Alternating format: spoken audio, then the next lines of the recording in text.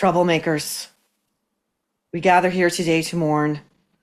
Actually, it's a celebration of bad art that we're all going to be freed from immediately. It's a true nerve ending. The cultural abomination that is, and just like that, has been taken out back and shot finally. For our proceedings today, I have come with the smallest bouquet of dried flowers, which I think is befitting our sprightly 900-year-old heroine. And I'm going to light an in memoriam candle from our remaining fucks matchbook. Safety first. Well, this light is the metaphor for this show, right? It's not lighting properly. All right, we'll have to deal with that later. And before we begin, a nod to our troublemaker, Jennifer, the woodshed. We are opening it wide, wide, wide for all of these carcasses. Let's go. Are you looking to support made in the USA manufacturing this year? Whether it's home decor, clothing, or furniture, it's become extremely difficult to find high quality products that aren't made overseas. A recent Forbes report revealed that annual earnings for small businesses across the United States have dropped by over 75% since 2023. Small businesses in this country are really struggling to stay afloat. And with the likes of Amazon and Target dominating the market, it's no wonder. And that is where a warehouse comes in. A warehouse is your one-stop shop for artisanal, one-of-a-kind home goods. Hundreds of products are on display to choose from, and this company is deeply committed to supporting American manufacturers. Their easy to navigate online marketplace lets you browse a wide range of independent makers, and you can feel good knowing that your purchase supports real people who are upholding transparent and ethical business practices. A warehouse believes that true luxury isn't about fancy labels or big brand names. It's about the dedication, creativity, and care that goes into every product. Help a warehouse hit their goal of supporting over 100 small businesses this year. Head to awarehouseshop.com and use code THENERVE for 15% off your first order. That's awarehouseshop.com, code THENERVE. Now, is this too much? I don't want to be overdressed. You know, not that Carrie, you know what, actually in proper memorial form for Carrie, I am a little overdressed. I'm trying to take all the oxygen out of the room. I'm trying to steal the thunder at this funeral. Sarah Jessica Parker and showrunner Michael Patrick King, and I say beware of people who garland themselves by using all three of their birth names, because I believe these people are overcompensating. These two have been all over social media, like trying to console us, like we can't believe it. Trust me, we can believe it. We're into it. Now they're trying to paint this as a voluntary and deliberate creative choice to end the show, and I say no effing way. No. I'm going to lay out my theory of the case like the criminal prosecutor I like to pretend that I am, for what has been perpetrated against the culture and longtime fans of Sex and the City. That this is in fact a crime. It is a state crime, it is a federal crime, and it is an international crime that may involve needing to flag Interpol. To the woodshed we go. And by the way, the Woodchipper is making its debut. Team Nerve had 911 calls going back and forth all weekend long. And our brilliant, multi-talented producer, Marlena, sped up production on the Woodchipper, and she got it good and oiled up. And I cannot wait for you guys to see this. Now, when we look at Sarah Jessica Parker and Michael Patrick King's self-important obits for this shit show, remember always that these two people who went on about their art in the pages of The New Yorker in the June 6, 2023 edition, which we will get to, they went on and on about how no detail of this show, and just like that, gets past their militaristic eyes, such as the color of a bow on a shoe. These two thought that putting Aiden in a pickup truck in the fields of Virginia and calling Carrie in the middle of the night, and this is going to get graphic, so I'm just warning you, I'm teasing you and I'm warning you. to ask her to touch herself, which SJP mimed under her covers. And by God, did no one ever ask to see that? Play it on a loop, for like prisoners of war. And then Aiden proceeds to, and again, graphic, but this is high art, so we have to go through it blow by blow, lick his hand. And I mean, he took his hand and he slowly, top to bottom, licked it. Then he jammed it down his jeans, proceeded to masturbate, and then interrupt himself by telling Carrie that the very thought of her turned him on so much that he sharded. Okay? They think they were making great art, important art. Okay, so we open the third to last episode of this entire just mess. It's called Better Than Sex. And our favorite sprightly 900-year-old woman is reading what sounds like the final words metaphor of her historical novel that lacks only a named protagonist, a plot, a sense of time, place, and context, and conflict, just the basic tenets of storytelling, which is something this show's writers obviously do not have and never have had. Now, we are going to take a look here at one Samantha Irby, who is also on trial here because she has the sole writing credit on this utter embarrassment. I think she's been in the writer's room since season 1. And she is a self-described, No, the media and the publishing industrial complex refer to Samantha Irby in all seriousness, like straight face, like she's one of our foremost humorists and cultural commentators. Not so. So we are forensically taking this episode apart, and a little background on Samantha Irby per her wiki. Irby has been open about her struggles with Crohn's disease, degenerative arthritis, and depression, often discussing her experiences in her writing. And she's a fairly young woman, so she's a great time. Lots of fun. Also, according to her wiki, who would put this in here? Like, she had somebody go put this in here. She is friends with the writers, insufferable writers, humorless writers, in my opinion, Roxane Gay and Lindy West. Now, these two have been at the forefront of the so-called body positivity movement, and I would love to see how Samantha Irby justifies her existence with those two, writing for the likes of Sarah Jessica Parker, who is a waif. So, again, we return to the 900-year-old woman's passage, which was doubtless written by Samantha Irby. Quote, "Autumn was here, and as the leaves turned gold and the air turned crisp." Okay, there are 2 crimes here. I'm just going to stop it right now. Now, do you remember we talked about our patron saint, Elmore Leonard, and his 10 rules of writing? Rule number 1 is never open a book or a passage, my supposition, I subscribe to it, with weather. Weather is relegated to small talk in an office elevator with someone you barely know or can barely stand. Number 2, in one line, we have what writers and editors call a word rep, which is using the same word more than once. So in that sentence alone, that sentence fragment, she has used the words turned twice. Now, I will give her this. For rhythmic purposes, that might be acceptable, but keep your ear out for more. And I quote, we return. I just did a word rep. The woman returned to herself. Her hours turned into days. Her days turned into weeks. Her pain turned into productivity. This is lousy writing. This is hackneyed. It is cliched. There are 0 specifics. And frankly, her editor would know that this louse of someone who dares to call herself a writer is just trying to reach her contractually obligated word count. And this book would never, ever, ever be published. We continue. The family that would never inhabit her home or her heart, by which she means the future school shooter named Wyatt, faded from her life, like all things and people inconvenient to Carrie do. They just sort of fade from her life. We never hear the words Mr. Big ever.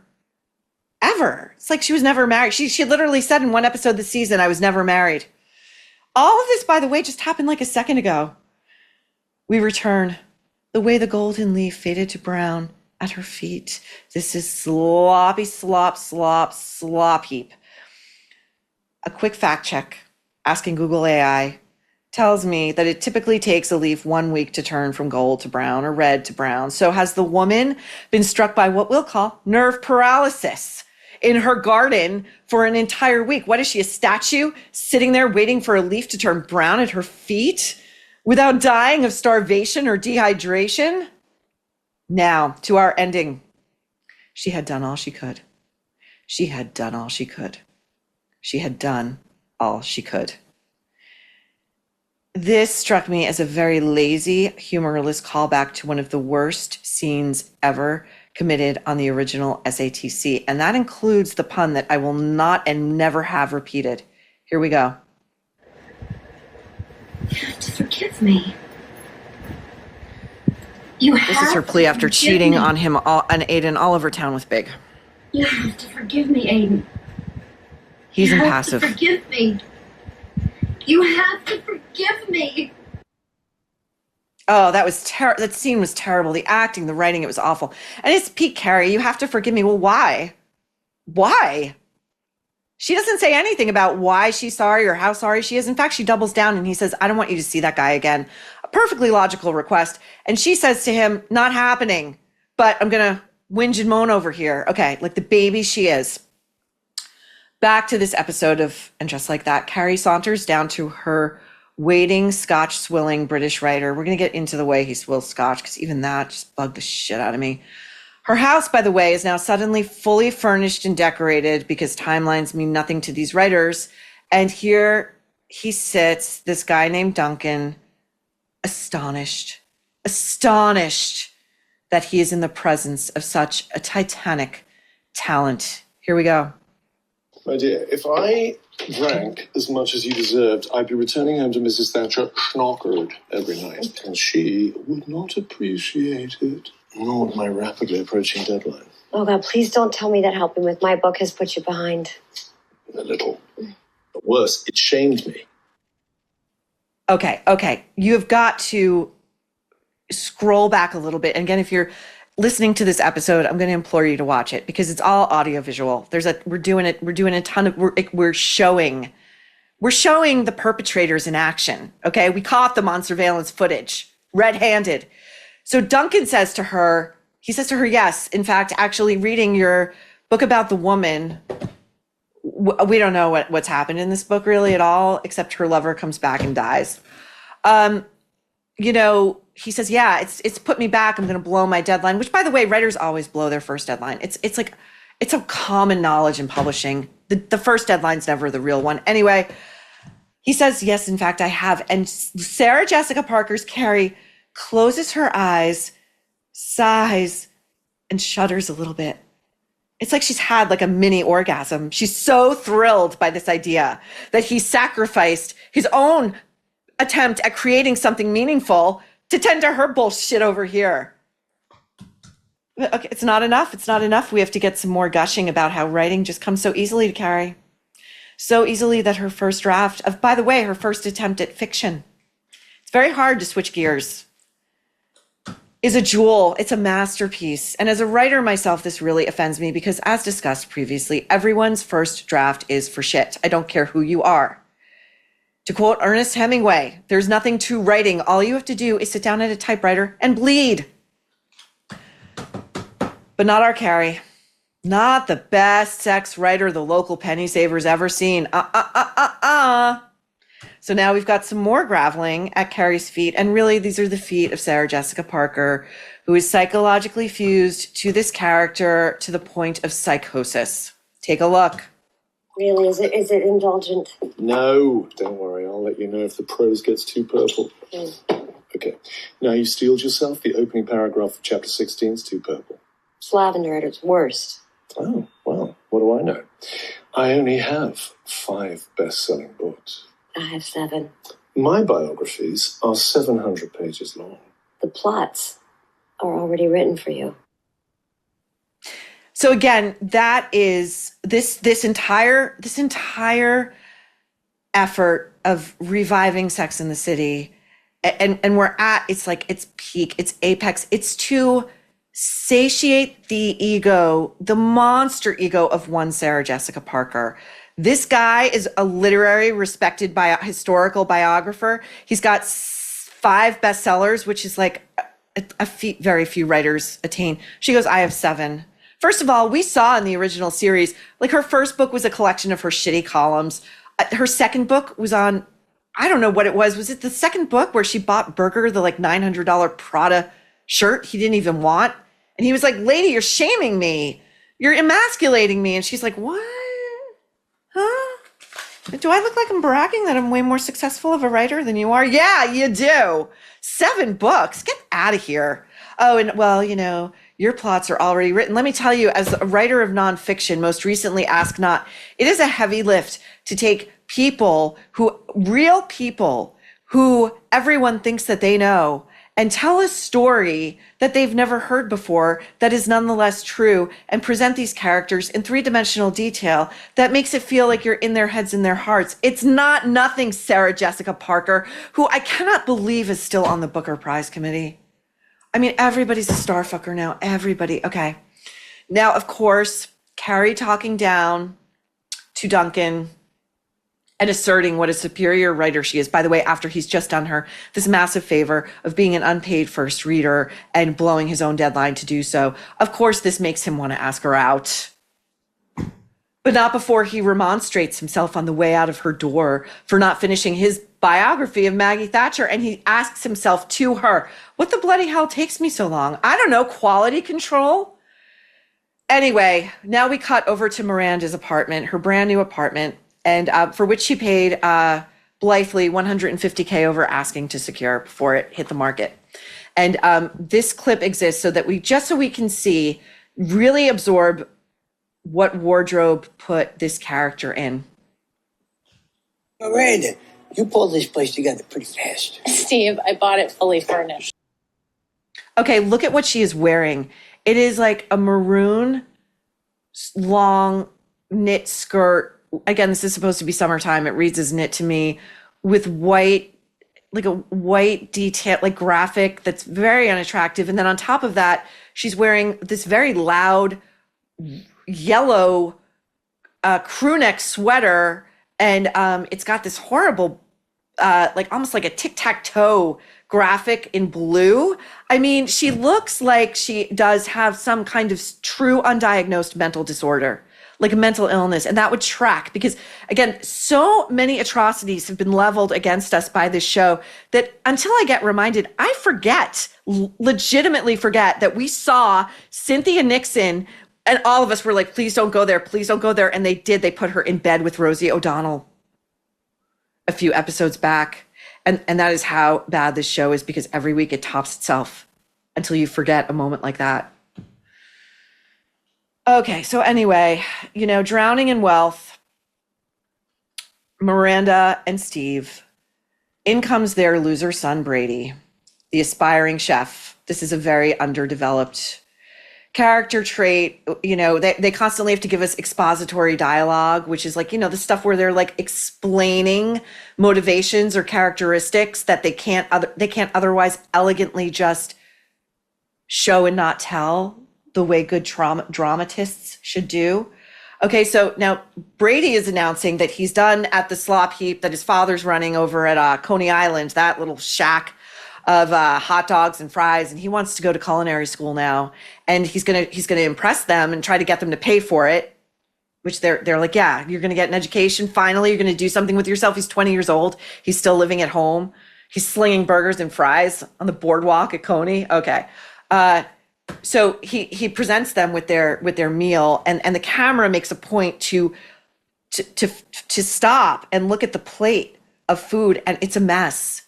It's like there's spinach on there that is like just heavy with water that hasn't been drained, and the water is seeping into the fish, and he doesn't even get the importance of plating in fine dining, the art of presentation, which is yet another metaphor for this show. So anyway, Brady has some news. And his news is that he got someone pregnant, and it's a girl. We're back in the land of binaries now. We forgot that Miranda had been dating the non-binary, comic Che Diaz. So he got a girl pregnant, and he doesn't really know her last name, and he doesn't really care because she doesn't want him involved, and he's cool with that because now he can just go on and live his life. And this is the kind of garbage person these two are responsible for. And I have several other pieces of evidence I would like to submit to the court, if I may. Now, Steve, per the medical clinical definition, has been written as a dull person.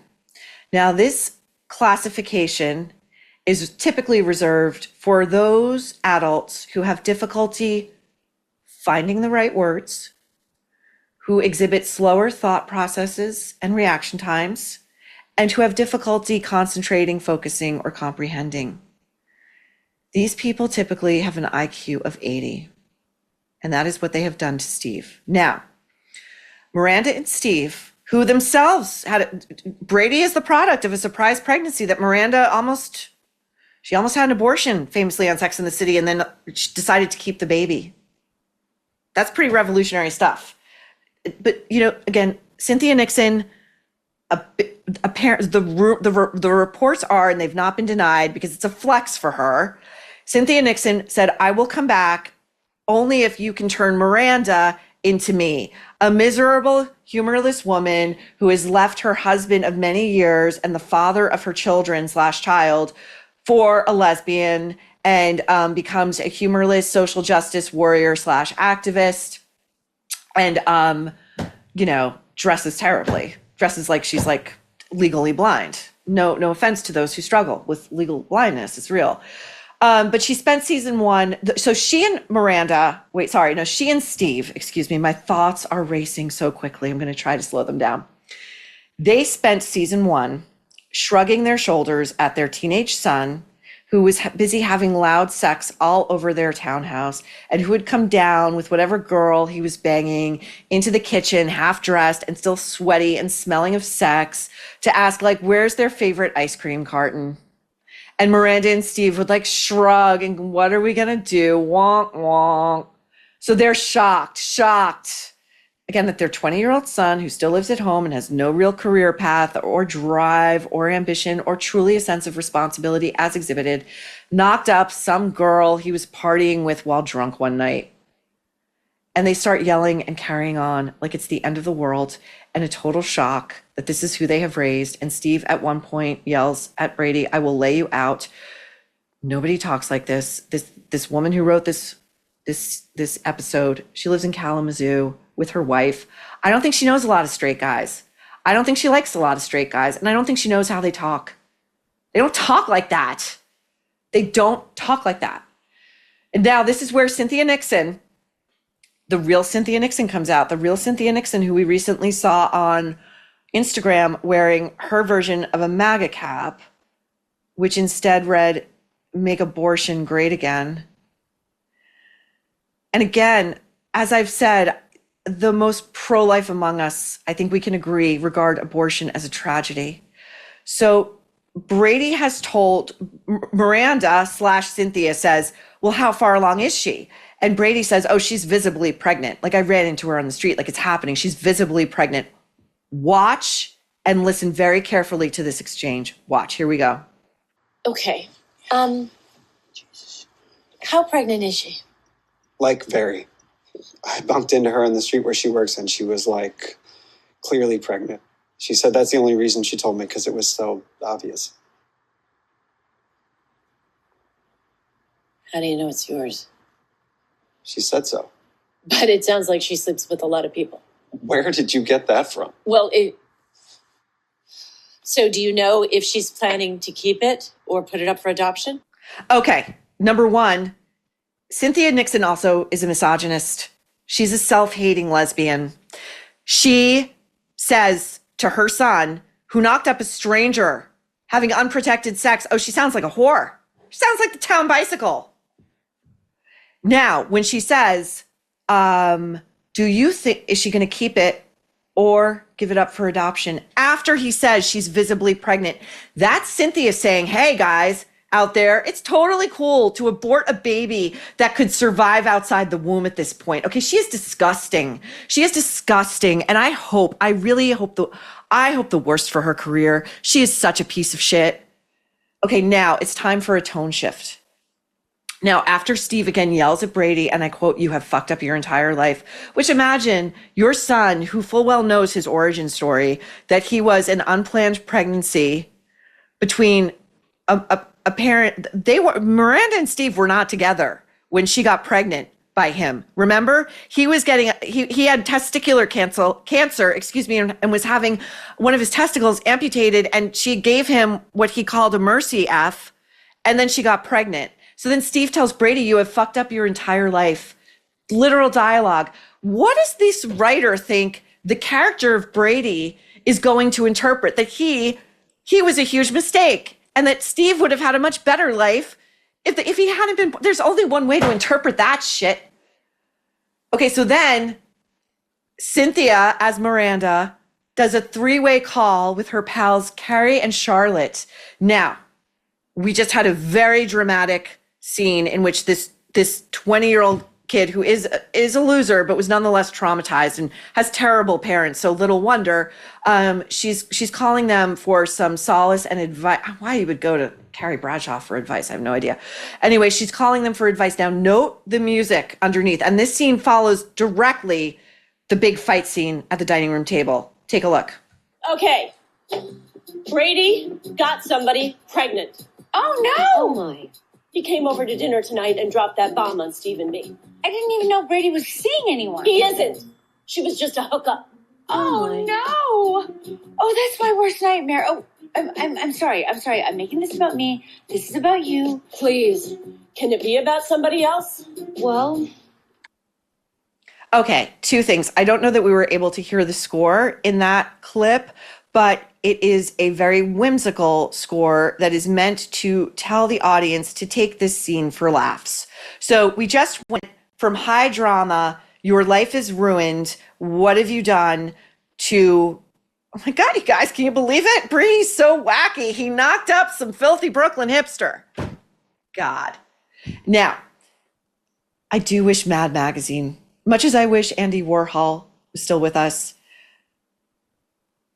the Mad Magazine of the 80s, when it was really at its peak, satirical glory and vengeance, what they would have done to this, what they would have done to Sarah Jessica Parker. I can only imagine. Now, the moment when Miranda says, "Oh my God, can we make this about somebody else?" And Carrie goes, "Well," I mean, I was like fully expecting her to go, "You know what? There's this hot guy downstairs who I can just tell is crazy about me. Just like every man in Manhattan. He's just crazy about me." Because that's what she always did. That's what she always did. And it reminded me, it was such a callback to Carrie in Sex and the City calling Miranda to agonize. And really it's a humble brag because she got her book reviewed in the Times by like the A+ then book reviewer, a real person, Michiko Kakutani. And Miranda's like 9 months pregnant, or she just had the baby. She barely has time to shower. She's like comatose from lack of sleep. She's the Walking Dead. Her hair is greasy. She's trying to get to work. And Carrie's going on and on and on. And finally Miranda says, "You know what, Carrie? Some of us have real problems." And Carrie goes, "Oh my God, you're right. But can I just go on for another 5 minutes?" That's Carrie. That's Sarah Jessica Parker. I'm gonna submit you real world proof of Sarah Jessica Parker. Trust me.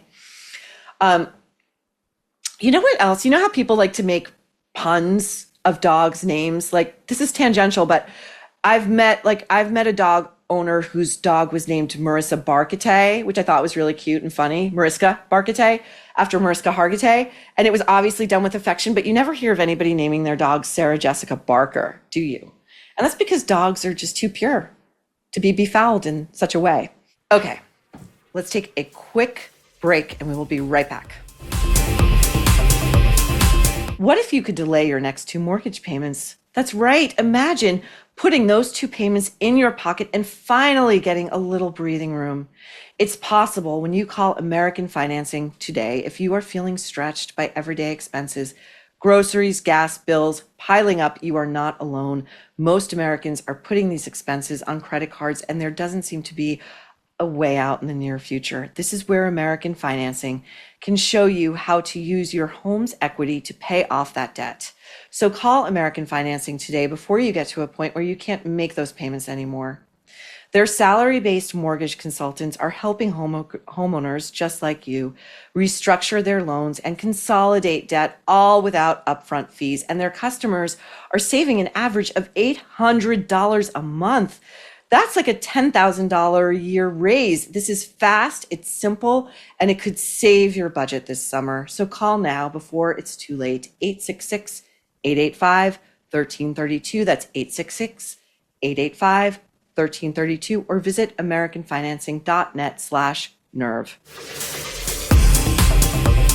Now, we are also affronted with Mario Cantone, who's one of the worst actors going. I mean, he has been playing this character so broadly. He's got one tone. He's got what? It's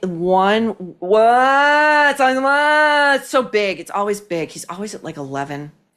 Anyway, we are affronted with his unwaxed rear end in a sex scene none of us needed to see. None of us needed to see his grooming habits or lack thereof. None of us needed to see this. His boyfriend in the show, who of course is much younger and hotter and would never be with a guy like this, has a roommate, and his roommate is an older man who builds wooden marionettes. Again, this is somebody anyone with an iota of common sense would steer clear of. We see the older roommate jerking off to the marionette made in the image and likeness of the boyfriend. I don't find this funny. I think it's creepy and weird. And then the Lisa Todd Wexler character, who has a storyline that is just negligible at best. She has her daughter's hamster on her desk in this little tiny cage, and a troublemaker emailed me who works in the field with animals and said that cage is small to the point of animal cruelty, and it would be a mistake for anybody watching this show to think that it's okay at all to keep a hamster, tiny as they are, in a tiny little cage like that. Okay, on to Charlotte's ridiculous storyline, in which she has won in a raffle a psychic cleanse over Zoom. I mean, you would think, we're going to do psychics. We were talking about psychics and how to do this, and we're going to do it in the nerve fashion. But you would think any psychic work worth their salt is like, we got to do it in person because I got to be able to read your energy. But we're doing it over Zoom, and the psychic won't even look at her over Zoom. Like the screen's black. But really what this scene is about more poor parenting, which has resulted in insufferable teenagers, one of whom may still be non-binary. We don't know because that storyline's been dropped. Here we go. Charlotte. Why are you just tapping right here? It's the only part of the hallway that in front of her covered bedroom. in tarp. Well, hey. I am on an energy Zoom. You don't need to practice right now. No, we do. The play's in 3 weeks, and rock is entry level at best. 5, 6, 7, 8. Okay, first of all, I would have thrown that kid out of my house. This is my house. You don't tell me that when I just told you and asked you nicely to stop tap dancing, that you would need to keep going because my child is so far behind. Okay, he would have been thrown out. Secondly, that child should have been punished, period, for tap dancing on like freshly waxed hardwood floors. Go do it at school, okay? Go do it at a studio. And then we get, of course, Kristen Davis. She seems like a nice person, but like the acting, she's doing a lot. Her acting consists of eye work, and her eye work is like this. Her eye work is like, can you see the tops of my irises and the whites on tops of my irises? And I do this a lot. I mug because everything's wacky. It is unwatchable. It is unwatchable. Now, on to Seema, who is their lazy reanimation of Samantha. Seema is joyless and like insufferable in a dark cloud, and people would just be like, get away. You're too negative. Now, she for whatever reason, we don't know, she has a hot, adoring boyfriend who's much younger, much like Samantha did. His mother died of breast cancer, and they gave Samantha breast cancer, which was really, I believe, Sarah Jessica Parker and company's attempts to mar Kim Cattrall's beauty with, bad wigs and a shaved head and chemo, and she couldn't wear makeup and all that. You know what I mean? So let's watch Seema's real purpose on this show, which is as a body that someone can meet up with over $40 cocktails so that Carrie can humble brag and gripe to. Here we go. I've never experienced a man seeing me as smart first. Sexy, yes. Cute, yes. Humble, no. No. I'm not bragging. Quite the opposite. It's limiting. This is different. Duncan respects my thoughts. What makes me me. He sees my meanness. Me. Oh my God. Okay, so that is because Carrie is played by one Sarah Jessica Parker.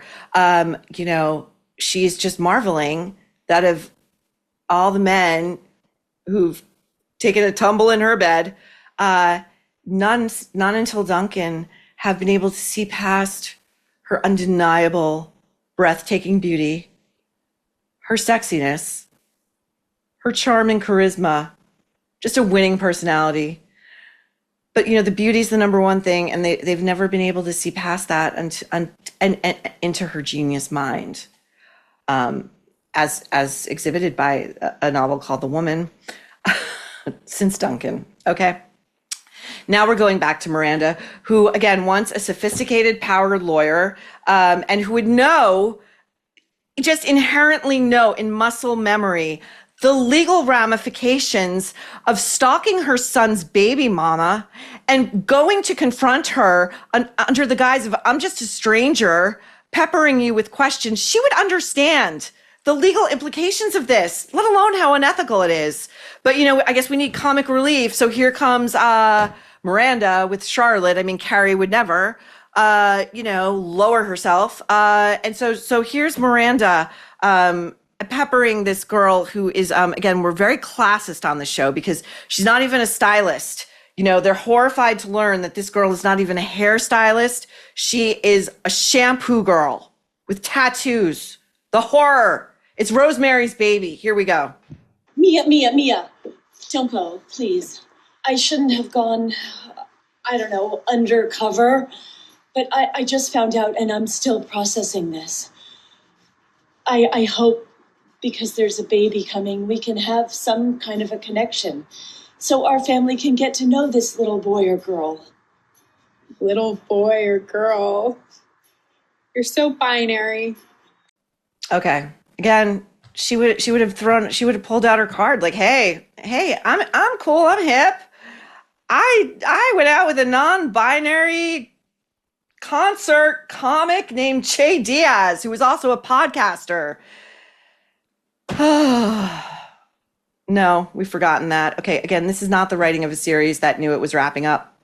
We are attempting to open up storylines. We're not attempting to wrap them up. They wouldn't be introducing a pregnancy and a potential, it is happening, a grandma Miranda, if, we were shutting up shop.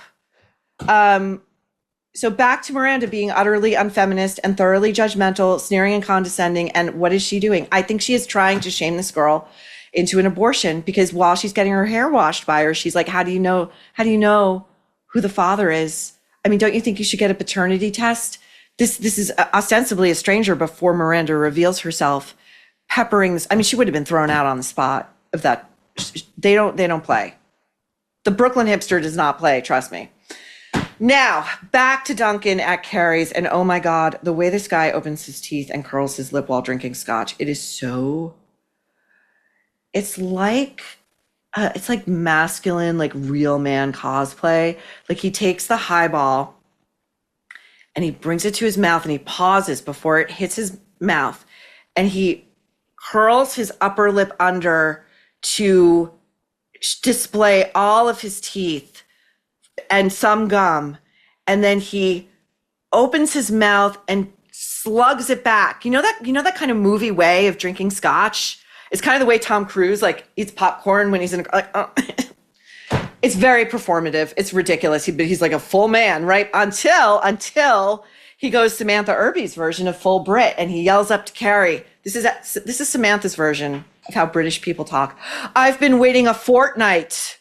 Has she ever met anyone from England? Has she ever been? Oh my God. I've been waiting a fortnight. I am breaching the castle wall. Don't throw a flaming cauldron on me. So she's read Harry Potter. Okay. At best, Samantha Irby has read Harry Potter. So Duncan gets upstairs and he starts mooning over Carrie's frocks. He calls them her frocks. He is a ponce. He is a ponce. There is no better word to describe him. And Carrie, like she's got another one of her 900-year-old girlfriends over, says, oh, you like that? You ain't seen nothing yet. So then she ushers Duncan into her secret closet, her shoe closet. And again, you would think the show is telling us something, that perhaps she has misread Duncan all along, and this guy is gay. And the repeated closets are metaphors. But then again, you don't even need to watch this. I would encourage you to do so because there's some interesting prop work involving a glittery shoe. Watch this clip. Duncan losing his mind in Carrie's secret closet. Duncan, meet my girls. Sparkle, sparkle, sparkle. Well, you are just a fairy tale, aren't you? Carrie, SJP, she just takes the compliment. She just... Oh, look at her. Hello. This is a shoe. What's that? Your cross. It's a $1,000 shoe. That I've kept your mummy cooped up inside lo these many weeks, starved you of glamorous parties and was that opulent dinners. Well, let me make it up to her. There's a party Tuesday. My publishing house is throwing it. The thought of going makes me want to gnaw off my own foot like a caged animal, but if I might persuade you to join me. A publishing party? Hang on. So beneath her. Rewrite coming in. I will pay you to join me. How much? Whatever you need to endure a room full of literary types, plus my editor, who is a bit miffed at my lack of progress lo these many weeks. That much. You've used low twice on this page. Okay, number one, Duncan used low these many weeks. And she says, you said that twice, like she caught the word rep. Turns. Now, look, first of all, the interplay, the interlude with the glittery shoe, which is Dorothy adjacent, okay? It's a silver sparkle shoe, but Dorothy's shoes are red sparkly shoes. The phrase friend of Dorothy has historically been associated with gay men known as friends of Dorothy. This guy's gay. I don't know if these people even know what show they're writing, but Duncan's gay. He's a gay man, okay?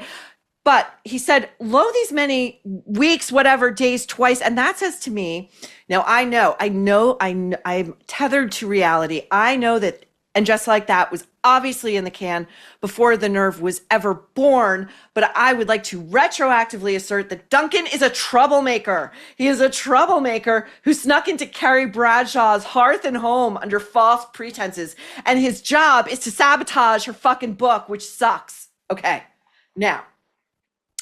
Charlotte cries to a paid energy psychic, not her best friend, Carrie, because Carrie's otherwise occupied with her shopping and her Duncan and her book, about the emotional fallout from Harry's cancer and how she's just coming to understand how much she took on and the fear and the anxiety. And she's crying to the psychic she doesn't even know.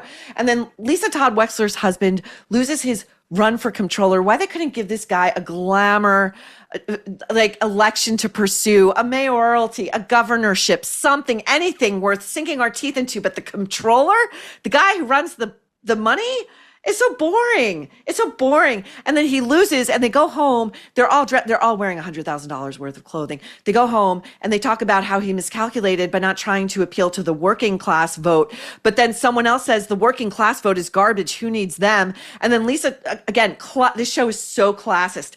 And then Lisa Todd Wexler says, they're going to cheer themselves up. How they're going to do it? They're going to order some pizza, some comfort food, but not regular pizza that like the rest of us trash would order. No, they're going to order the pizza, she says, with the goat cheese on it that they like, the gourmet pizza. And then LTW, her face she's very preoccupied, and we can tell she's thinking about the hot editor she's working with, who she kind of wants to have an affair with. And again, we are opening storylines, not shutting them down. Okay, now, this is the best, and by which I mean the most bonkers part of this episode. Carrie is heading to the publishing party. She's agreed to attend with Duncan, except she's not going with him. He's there and she'll meet him there, even though she lives directly above him. So why they wouldn't just Uber together makes zero sense, but it makes sense in the production aspect of the show because Sarah Jessica Parker has to have her big entrance. Okay, she has to have her big SJP Carrie entrance, and there is but I mean, before we even get to that, she begins to leave for this party in this gorgeous tailored skirt suit. It's modern, it's elegant, it's minimalist, and it's reminiscent, to me anyway, of nothing so much as in 1997, Kate Moss sort of blew up red carpet dressing at Cannes. She didn't wear anything fancy. She didn't wear these voluminous, like, look at me dresses. She wore a sleeveless gray shift dress by Narciso Rodriguez, and you can go look it up. It would have been appropriate, equally appropriate for any young, stylish woman working in New York City. And Kate made it a red carpet worthy garment, and that is real style. But SJP doesn't have real style of her own. We see it with the absence of Pat Field, who dressed her legendarily. No, she's a mess. She's a mess this season, okay? She is on a mission to look like a 19th century bar wench. So she turns back around, goes right back up her stairs, and she trades that gorgeous suit for a Vivienne Westwood that it's a mess on her. She's drowning in it. It's swallowing her whole. She looks ridiculous. She looks like someone who would have been street sweeping, in her Victorian era fixation. And SJP in real life does have a Victorian era fixation. We'll get to it. She changes out into the Westwood, and again, she looks like, as discussed before, she's the woman everyone in the neighborhood goes, she's nice enough. She's nice enough, but there's something wrong with her. Just steer clear. So now, and we cut this tracking shot down because it's that long, because we have to have the camera lovingly watch Sarah Jessica Parker do her best catwalk strut, okay? From the outside of an edifice into a party. So let's take a look at this.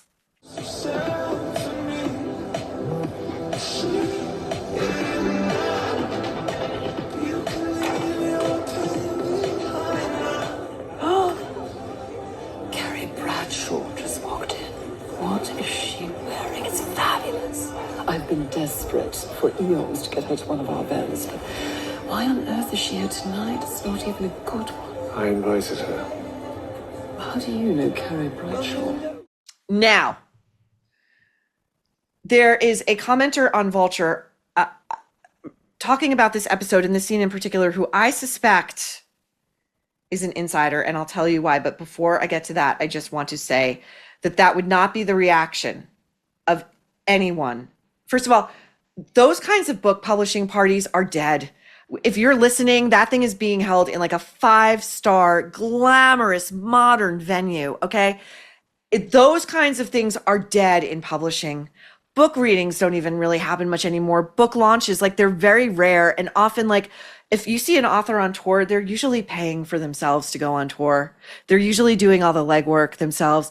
The industry is contracting, and COVID killed book events. It just did. So the idea that there would be this lavish publishing party thrown for what? We're not even told. And then the power editor, who also is Duncan's ex-wife, which we only learn in this scene, it's so sloppy. She goes, oh my God, Carrie Bradshaw's here. How'd we get Carrie Bradshaw here? Here's what the real reaction would be. Let's just pretend a party like this is taking place in Manhattan circa 2025. Is that Carrie Bradshaw? Who let her in? That hack? That sex writer for like the free press? This is befouling this party? Who's working the guest list? Where's my intern? Get her out of here. Everybody knows about her. First of all, she can't write. Secondly, everybody knows that she let her husband die out on their bathroom floor when he could have been saved from a heart attack just so she could inherit all of his multi-millions of dollars. Get her out of here. That's what would happen. Okay, now, this commenter goes by the name Central Park West. I posit my theory of the case is that this user is Darren Star, who was the initial creator and showrunner of Sex and the City and who really knows what he's doing. Now he's over at Emily in Paris, where he took Patricia Field, the legendary costume designer. She's over there making everybody on that show look like $1 million. I think this is Darren Star because he had a show called Central Park West. It was a misfire. And so that tracks to me. And then the way he's breaking down this scene, I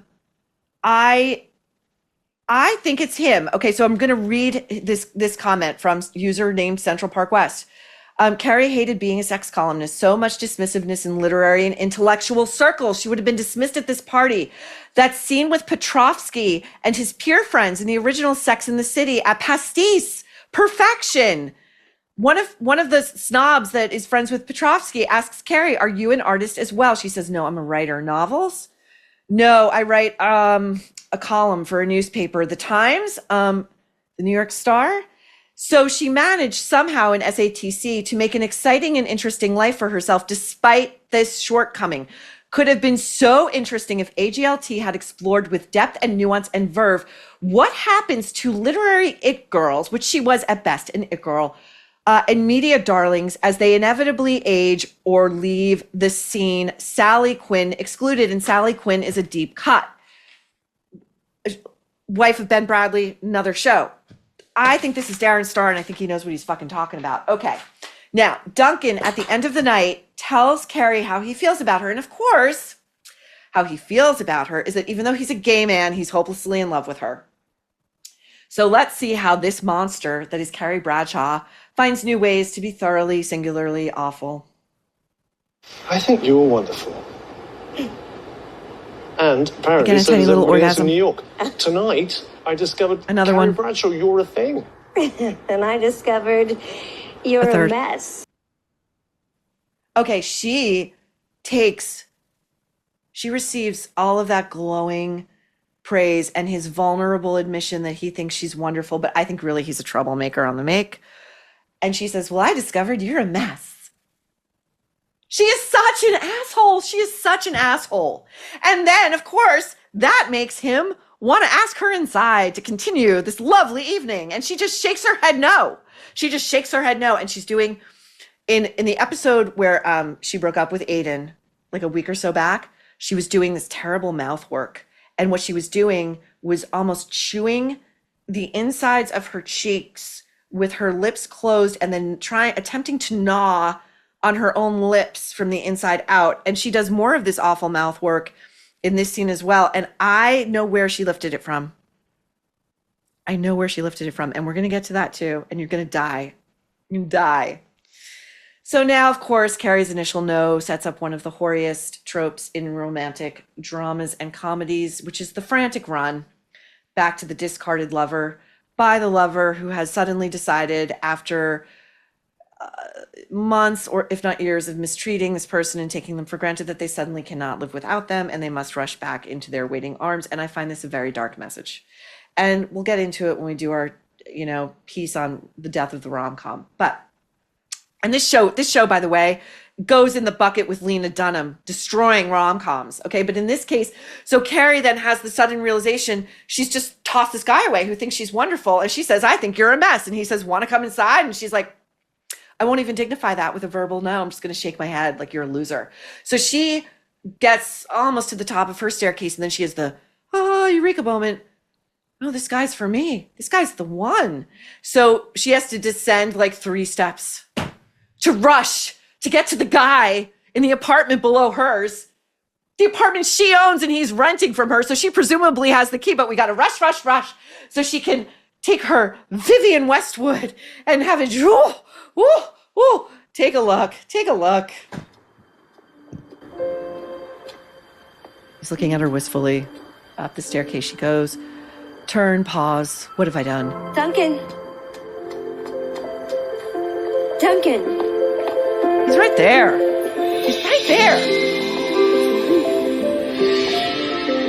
And then they share this kiss, and it's so uncomfortable and cold, and it looks like she's literally just pushing her head into his head to get it over with, and she doesn't even like land on his mouth properly. It's like on his side. And it's like, again, if I'm gonna give the writers, or the actor in this case, more credit than they deserve, that would be how a gay guy would kiss this woman, you know? Anyway, so apparently they have sex because there's a post-coital conversation, and of course Sarah Jessica Parker is wearing like an $800 electric blue bra because we have to accent the blue eyes, and because like the prude SJP is always, she has to telegraph that she would never even imply that she has been topless in bed with a man that she has just had sex with. So then Duncan creeps forward, and I'm gonna do it the way he did it. He's at the foot of the bed. She's at the head of the bed, and he goes like this. He's like, "So, what's gonna happen with the woman? Do you have the ending yet?" This is a gay man. I think this actor layered in some camp here. I really do. I think he was amusing himself. He had nothing else to do all day. And I think it just completely eluded Sarah Jessica Parker because he's doing what every male character they write does, which is just grovel at her feet. And as for her friends, they just forgive her for all of her, what would otherwise be friendship ending offenses. Okay. That was a lot. And now we're going to get into Sex and the City and the culture. We're done with that episode. We're going to get into it in the culture. We're going to get into the real people, the real actors, the real creators. We are back in a minute. When elites tell you what's right and who's wrong, it's rarely the truth. They shape the narrative, protect their own, and then profit from the chaos. And people fall for it, not because it's true or people aren't smart, but because it's easier than spending what little free time we have digging for the actual facts. Ground news is a practical tool for seeing each source bias, who benefits from any given narrative, and who might be hoping you never see the full picture. That's why Ground News created the Blind Spot feed, and that is to highlight stories being ignored by the media. We partnered with Ground News to get you 40% off the Vantage plan. That is just $5 per month for unlimited access. Go to ground.news/Maureen or scan my QR code here for tools that will help show the whole truth. We are back. Now, let's get into Team and Just Like That's reactions to the show ending. I say it's a cancellation. I say it's a humiliation. They say it was an elegant decision to quit while they were ahead. So Michael Patrick King issued the equivalent of a news dump. Well, I think HBO did it. The announcement came on Friday. That's a news dump. That's a person or an entity trying to make sure that it kind of disappears over the weekend when people are, especially in the summer, when everybody's otherwise occupied. You can go online and look at his self-serving announcement. It's not worth getting into. Next, over at New York Magazine, they went straight into outrage mode, and their caption to a piece by Rachel Handler, I have that right, or Handler, sorry, it's Handler, reads, on August 1st, 2025, in the middle of an innocent workday, HBO murdered, and just like that, without warning.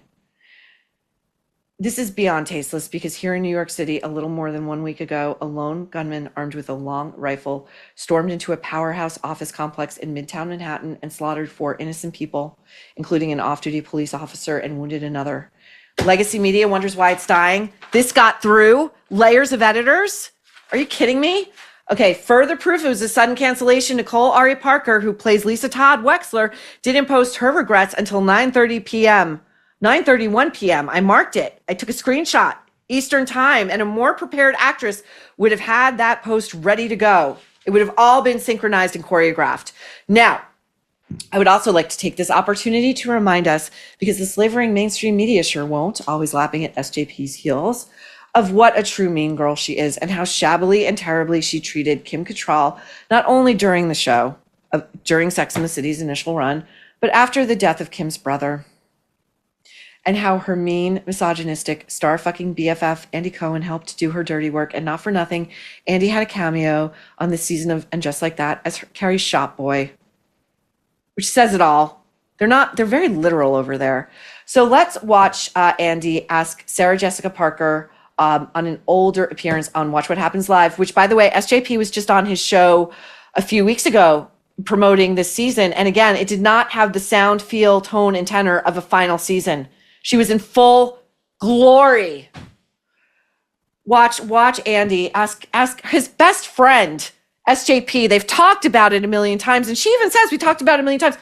Why is Kim so mad at you? Here we go. What was your reaction to Kim Cattrall telling Piers Morgan that you were never friends, just colleagues? Just heartbroken. I mean, that whole week, you and I spoke about it endlessly, because I was just, I don't know, I found it very upsetting, because that's not the way I recall our experience.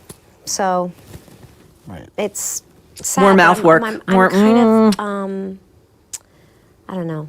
Okay, you can cut it there. You can cut it there. It's a bunch of bullshit like that. It's a bunch of like, I don't know what went on. I have no idea what went on. I think she's lying. She's not that great of an actress. She's lying. She knows exactly what she did. She knows exactly why Kim Cattrall hates her guts, and like, I don't recall our experience that way. That's pretty legalistic if you ask me. Now let's watch Andy ask Molly Shannon, who co-starred with Sarah Jessica Parker in Divorce. This was her HBO project post Sex and the City that was supposed to rebrand Sarah Jessica Parker as a dramatic actress. And she was just playing SJP, like medicated out of her mind. Like she's like Xanaxed out, getting a divorce. The show is a drag. She chased off, I believe SJP chased off Sharon Horgan, who is a far finer talent.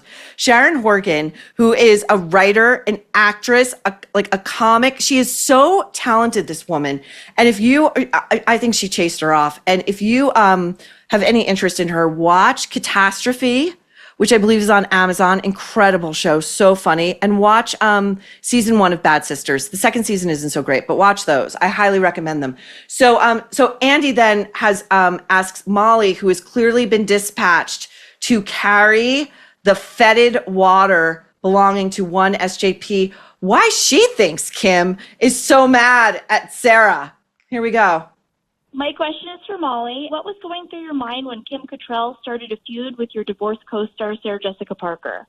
That caller is a staged friend of Andy's. No. Just my opinion. It's actually just done some press or something. I just think that I don't think that's the way to handle something. I think if you have something like that would be personal, you should deal with it personally.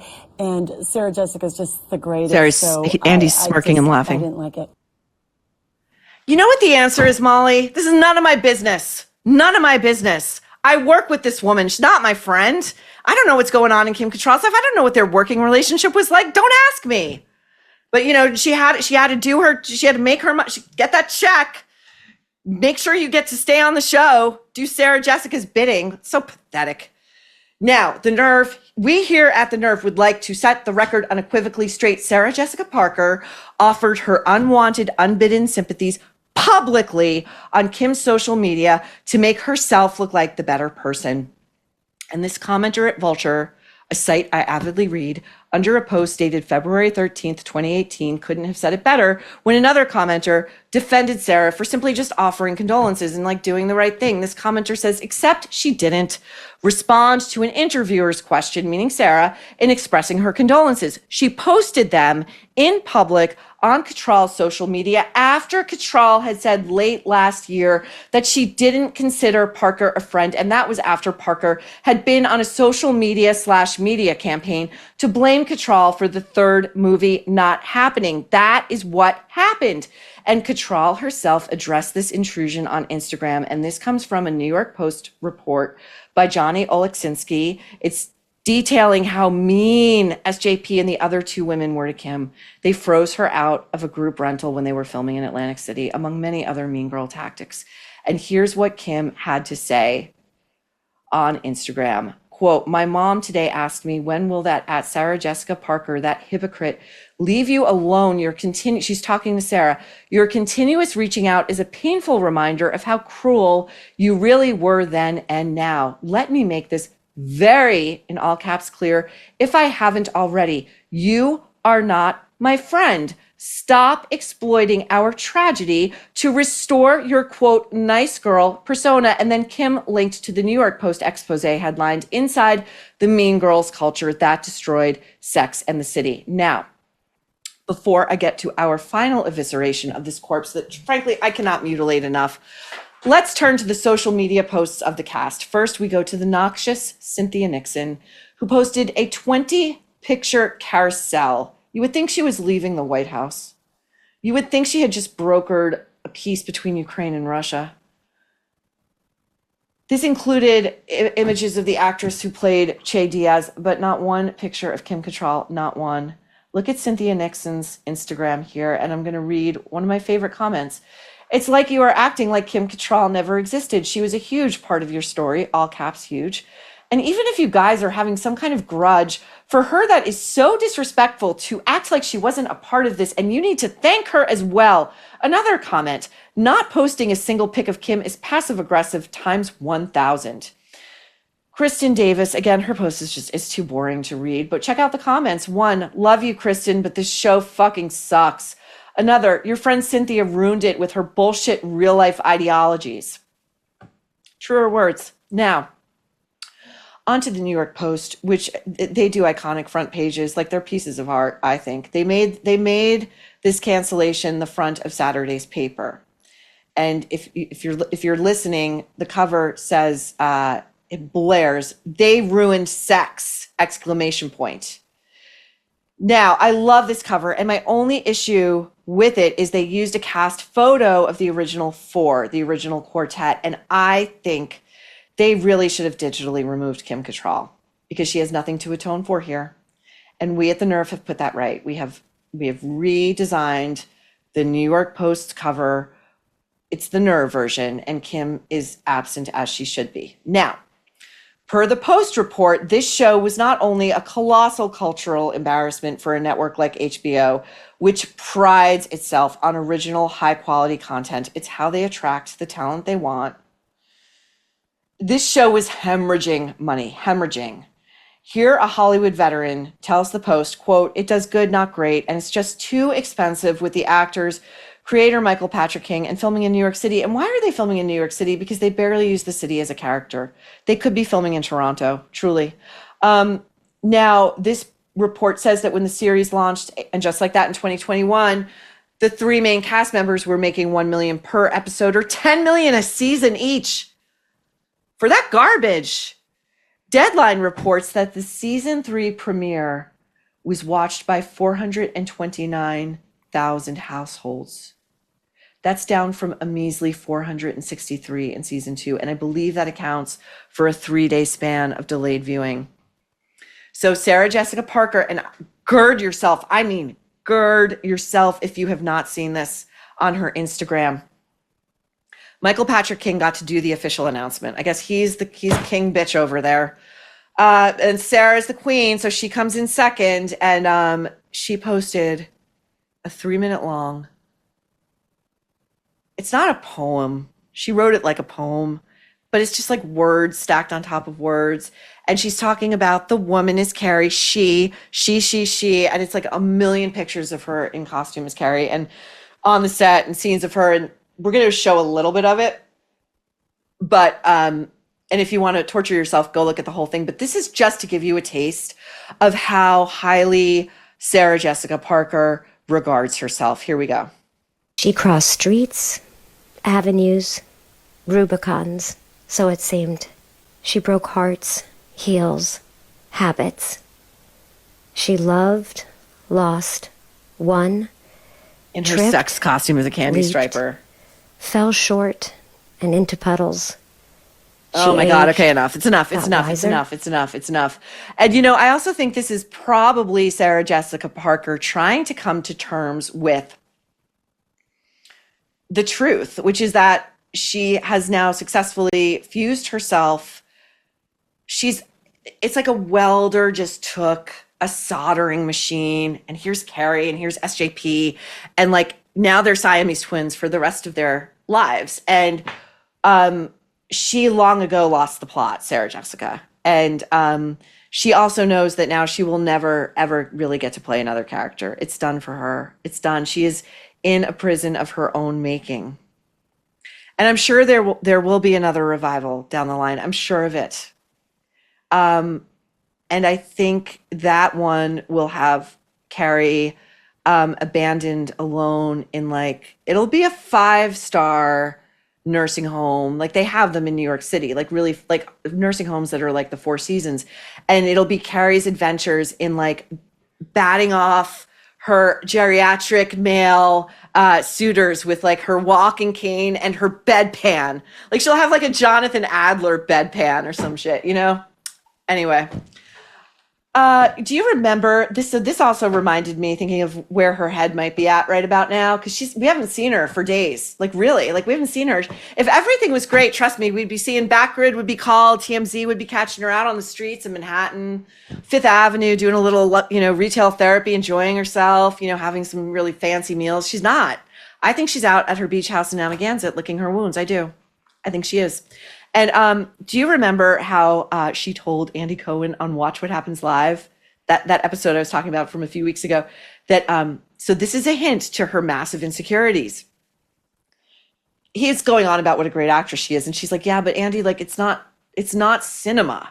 I'm not doing cinema. And then she goes, it's not my left foot, which I do think is about as far back as her cinematic references reach. I don't think she's watched anything really serious that predates the founding of Miramax. I don't. So I went back and I was like, let me pull up Daniel Day-Lewis in My Left Foot. So this clip, just again, you got to watch this episode. Watch Daniel Day-Lewis, who is playing a disabled artist. I believe this is based on a true story. He can't speak. And so every time he tries to articulate a thought, his mouth, he's struggling physically with his own mouth. And that's where SJP is getting that mouth work that she's doing as Carrie from. Okay. So, but he's an artist, and he does these amazing watercolor paintings using only his left foot. So here's a scene of Daniel Day-Lewis in this film trying to get down a flight of stairs on his own.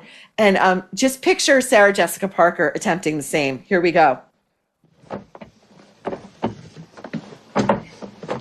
He's going step by step on his bum. Did you paint that? He's yeah, I can't, and I'm not laughing at Daniel Day-Lewis as that character. It's an incredibly poignant performance.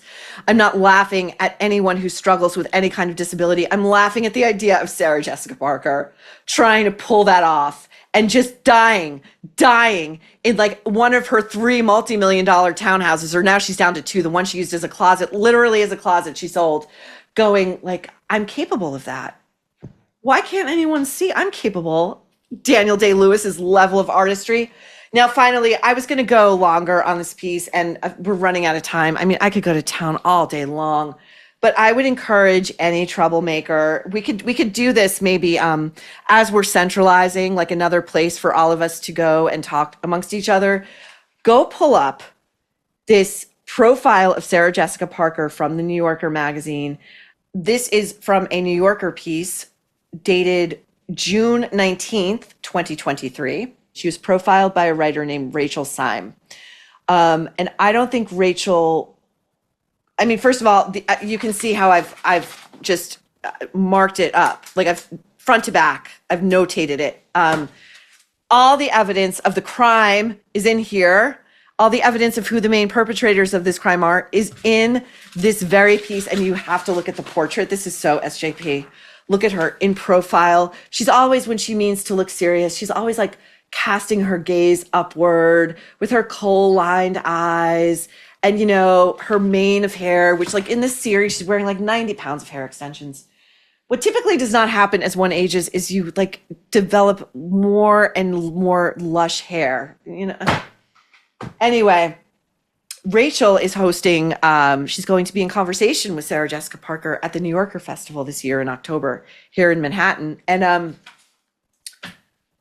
Rachel doesn't get that Sarah Jessica was being a bitch to her in this multi-day experience they had, so she could write this like 31 pages, 31-page profile of this hack actress, who, by the way, just 2 points, she says, I would never speak poorly of Kim. And then her own husband. So Sarah Jessica Parker famously will not pose for a selfie with her fans. And I think it all comes down to vanity. She can't control the lighting. She can't control the angles. She can't control a poorly photographed take of herself winding up circulating on social media. So instead she'll say, oh, but you know, like you can have the conversation with me. And then that's a much more meaningful thing to take away. And she also does this thing that she does as Carrie, which is put her hand, just press it to her chest plate and just push her head forward like this. That's showing, not telling. I'm so empathetic. My heart is so touched. It's hackery. It's hackery. Now, even her husband is like, he says to this journalist for the New Yorker, she won't take a selfie with her fans on the street. And Matthew Broderick says, sometimes I'm like, why don't you just take the picture? Then you won't have to stop and hear about how important your show is. He just shivved her in the pages of the New Yorker. He just told the readers, he just told everybody, she's a font of unfillable need. She's got to hear at every waking minute how important her show about sex is. Okay, so this is the mean girl move. I'm going to give it to you. Sarah Jessica Parker is like a board member at the New York City Ballet. I don't know exactly what she does, but she always loves to talk about how she suffers from the tyranny of perfect posture. It's like, Carrie, like, oh, men just can't see past my beauty to my genius. She suffers the tyranny of perfect posture because she was a ballet dancer as a child. I'm going to guess she was the kind of ballet dancer as a child that I was. At my school, my high school, it was required. We had to take at least 3 years of ballet. I wound up taking 4. I preferred it to gym. Would I call myself a ballet dancer? No. Okay, anyway. So SJP says to Rachel, the author of this piece, the journalist, why don't you meet me for opening night of the New York City Ballet up at Lincoln Center? Come meet me. It'll be fun. And so Rachel writes, okay, I'm going to meet a style icon at the opening night for the New York City Ballet, and she's on the board. And so I better present myself accordingly. And she writes, I chose a frilly blue cocktail dress and a bejeweled choker necklace. When I met Parker before the show at Lincoln Plaza at a restaurant, Parker was reading a dog-eared book manuscript and wearing jeans with one of Broderick's old button-down shirts. The dress code, perhaps, of someone for whom the ballet is as ordinary as a hot dog lunch. She seemed to sense my embarrassment. That was the point, Rachel. That was the point. Sarah Jessica, you make me want to run home and change, she said. And for the rest of the night, she overcompensated by telling me how, quote, pretty I looked. This is a mean girl move, nonpareil. All Sarah Jessica Parker had to do is like say, hey, listen, don't feel the need to dress up. Don't feel the need to go maybe buy a dress that you can't afford on a journalist's salary. I typically show up very dressed down. It's not that big of a deal, okay? Instead, she knows that this woman is going to try to impress her. And then she has the gall to show up in an oversized, like, used shirt that belongs to her husband, who's like 5 times her size. I'm not size shaming. I'm just saying Sarah Jessica is super petite. And Matthew Broderick is a sizable guy. And she's got jeans on. And she's not even reading like a noob. It's a dog-eared book. Everything about her says, you try too hard, Rachel. You're trying too hard. And you want my approval, don't you? It's such a mind fuck. If I were Rachel, I would be like, get somebody else to talk to Sarah Jessica at the New Yorker Festival so she can pretend to be an intellect. Oh my God. And then, so they're leaving the restaurant and Sarah Jessica makes a point to stop by a table of older ladies who are properly dressed for the ballet. One is wearing a fur coat, and she says to the women, "Oh, you look beautiful. I noticed you right away." And then she points to Rachel and she goes, "Can you believe how nicely she's dressed for the ballet?"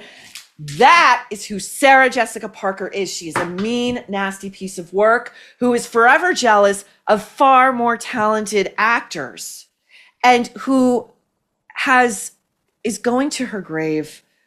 Carrie Bradshaw will be in the first graph of her obit. I know that sounds mean, but I think she's a mean person. And she foisted this garbage on the culture for many years in service of her own ego. She dragged Kim Cattrall through the mud. And guess who's getting the last laugh? One Kim Cattrall, who posted on Instagram Friday night an image of a gorgeous, glorious sunset with a heart and a kiss emoji and one simple line: "It's the end of a very long week." And we're showing it to you now. Kim Cattrall for the win. Now, to sign off this very special episode of an epic nerve ending, we introduce the Woodchipper. And the first person to go in the Woodchipper is one Sarah Jessica Parker. In she goes, and out comes all that remains: a broken cocktail glass and a shredded tutu. Thank you. We bury your contribution to the culture. It is no longer wanted, and never was it needed. And that does it for our Tuesday edition of The Nerve. Remember to like, subscribe, spread the word. Let's keep growing this troublemaker community. I think we're really beginning to move the needle. I got some intel over the weekend that absolutely has convinced me. When we can, we will share it. As always, email me at maureen@devilmaycaremedia.com. DM me on Instagram at Maureen Callahan Writer or at The Nerve Show. And we will see all you troublemakers back on Friday at The Nerve, where you will never guess what we're about to say next.